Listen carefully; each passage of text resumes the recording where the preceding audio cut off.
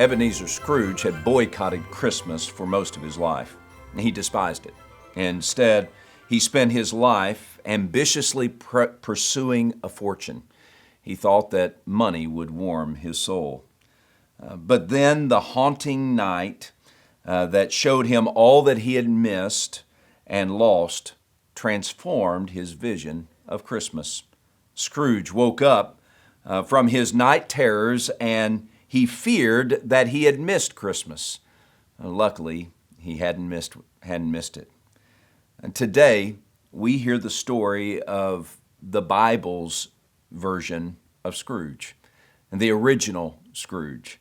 We hear the story of Herod and how he missed Christmas. The wise men come, and they come to Herod the king in Matthew chapter 2 because they figured if they're going to find the king, they need to go to the guy that's there in Jerusalem. So let's pick up Herod's story beginning in Matthew chapter 2, verse 4. When Herod, verse 3, when Herod the king heard this from the wise men, he was troubled, and all Jerusalem with him.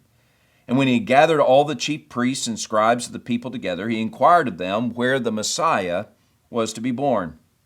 So they said to him, in Bethlehem of Judea. For thus it is written by the prophet, you, Bethlehem, in the land of Judah, are not the least among the rulers of Judah. Out of you shall come a ruler who will shepherd my people Israel.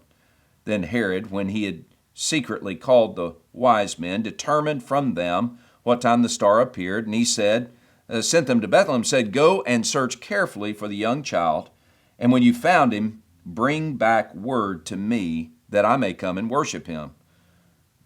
When they heard the king, they departed, and behold, the star which they had seen in the east went before them until they came and stood over where the young Christ child lay. Go down to verse 12. The wise men, being divinely warned in a dream that they should not return to Herod, they departed for their own country another way. Herod didn't want Jesus. Herod wanted control. And that's what happens when we ambitiously pursue something other than God. We miss Christmas. The religious leaders should have known better. They should have warned Herod that this is the answer to all your struggles. Don't miss Christmas, they should have said. But Herod wouldn't hear any of it. Instead, he sought to kill Jesus. One of the characters of our story, the religious leaders had more reason to believe in Jesus and to worship him than anybody else, and yet they too missed Christmas because they were pursuing ambitions other than God. Friends, don't miss Christmas.